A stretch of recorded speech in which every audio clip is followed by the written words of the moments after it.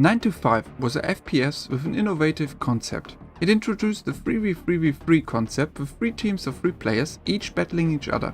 I had already praised a somewhat similar concept in the flawed game Mega Zombie, where 4 teams of players were battling each other and zombies in the TDM game mode. 9 to 5 on the other hand used only 3 teams, but tried to be more of a tactical shooter than an arcadey one. Many people compared 9 to 5 to a free-to-play version of Rainbow Six Siege. There are certainly some similarities, but 9 to 5 surely was a different game than Siege. Each match of 9 to 5 had 3 phases with different objectives. In the first round, for example, the target could be to gain an object or piece of intel. In the second round, the team that won the first round had to fight off the other 2 teams and keep the intel in their possession. In the third round, a team had to extract from the map via a helicopter. The outcome of each phase would be influencing the next phase, which is a really cool idea. All teams got rewarded to some degree with in-game currency and XP regardless of their actual in-match performance, which for a lot of people took away a bit of motivation, since for example winning the first 2 phases or the final one didn't make one team really feel like the ultimate winner. For hardcore players, this must have been a bit disappointing, while it could have been an incentive for more casual players to try out the game. The gunplay in 9 to 5 was criticized by a lot of people for feeling too sluggish and not impactful enough. The gunplay definitely improved after the beta into the early access launch of the game, and I found it to be alright. I couldn't really spot a big difference at the full release of the game, but the gunplay didn't really bother me. At the same time, I can't praise it all that much either. It ultimately fulfilled its purpose. GTK on the other hand was a bit all over the place. At the beta it felt too slow, and at the beginning of early access it felt too fast on the other hand. It took them a while to find a somewhat competent mixture. Movement was a bit slower in comparison to some other FPS, but it fitted the tactical approach this game was going for.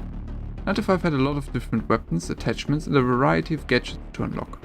A big portion of these weapons and gadgets could be unlocked via leveling contracts for one of 3, later 4 different corporations. There were however unfortunately RNG elements involved. Sometimes you could only get a random weapon upgrade and attachment, and it could take a long time to unlock the setup of your choice. On the other hand, you could invest real money to straight out buy weapons with the best attachments in the game. This was undoubtedly pay to win and negatively influenced the balancing in the game. I'm always surprised, but there were a good amount of people defending the system and stating that you could also unlock these attachments and weapons by grinding for dozens and dozens of hours instead. Pay to win doesn't mean that you can't get the same stuff after committing to insane grinds, but it is simply referring to having big instant advantages from using your credit card. The gadgets in 9 to 5 were pretty cool. You had for example recon drones, placeable barricades, a variety of crypt mines, traps, medkits and grenades. The maps in 9 to 5 weren't too many. There were only 4, but they were all actually really well designed in general. I say in general because it was fun to reverse the maps, but they were probably a bit too large for 3 teams of 3 players. Since this was a tactical shooter, you couldn't just run all over the place and had to be a bit more careful while approaching the next objective, which could, same as finding the other teams, take a while on the relatively large maps. I nonetheless really liked them because they got a lot of details and seemed well put together. Another aspect worth praising was in my opinion the humor in the game. Some people found it to be too forced, but I generally did enjoy it. Honey, that's just a colleague. No, it's not what you think. Don't be like that.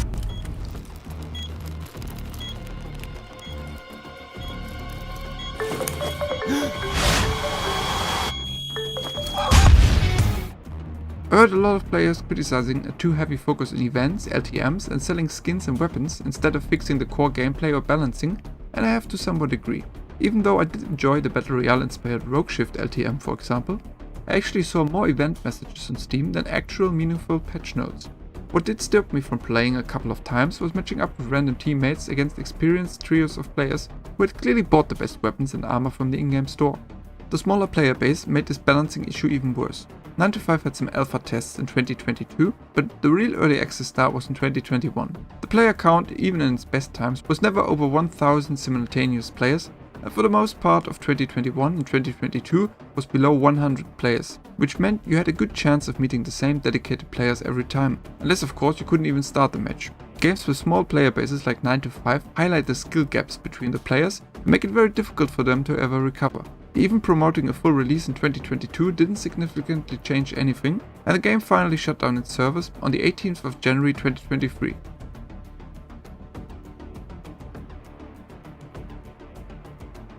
Nine to 5 had a unique concept, but the developers really struggled in the beginning to get the gunplay in a good shape, which turned a lot of players off the game. Unfortunately, pay-to-win issues and the coherent lag players truly hurt the gameplay experience. At the end, there were probably too many holes in the boat, and the devs weren't able to fix them before the ship sank to the bottom of the ocean. Even though I enjoyed playing 9 to 5, it was disappointing to see the game was never able to match its true potential. 9 to 5 gets a 6.5 out of 10 from me. In this sense, thanks for watching the video, and I hope to see you in the next one.